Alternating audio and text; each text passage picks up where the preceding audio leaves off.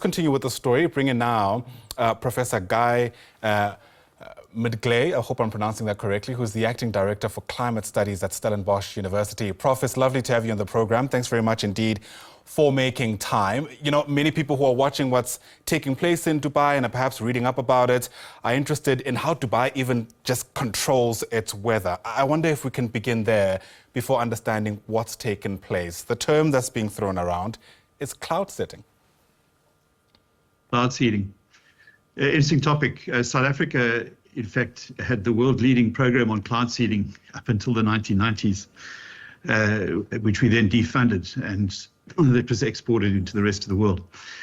Yes, Dubai does practice cloud seeding, but generally on clouds that would not normally produce rain at all, in order to increase their water supply. And cloud seeding has actually been successfully used by a large number of countries actually around the world. China used cloud seeding prior to the Olympics to clear the skies, as another example. But no, it doesn't look like cloud seeding is responsible for this event. This event is part of a much bigger climate system that's been enhanced by climate change across the whole of southern Russia and then into the Gulf states.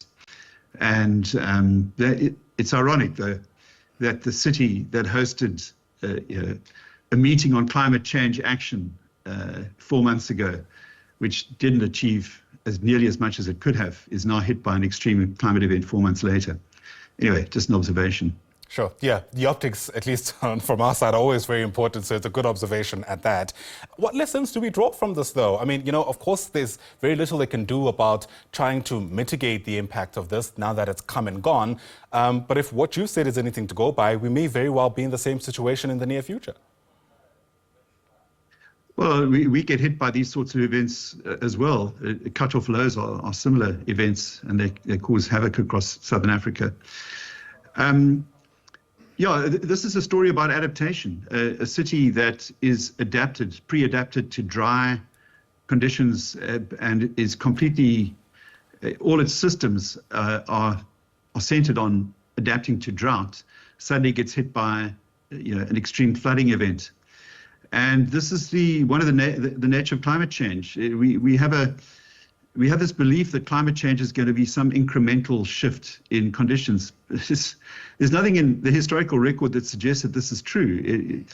Novel climate events start to happen as the energy in the climate system increases, and these sorts of events may happen in greater frequency.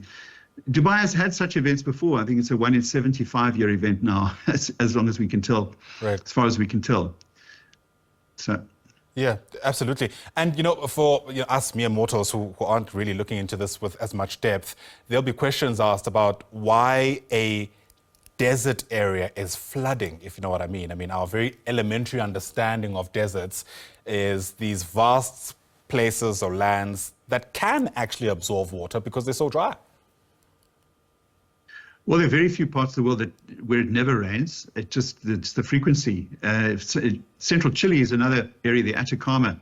When it rains there, even a small rainfall event can cause catastrophic mudslides because the whole system is just not set up for absorbing rainfall. So it's not really correct to say that dry systems can absorb rain. It may not be the case.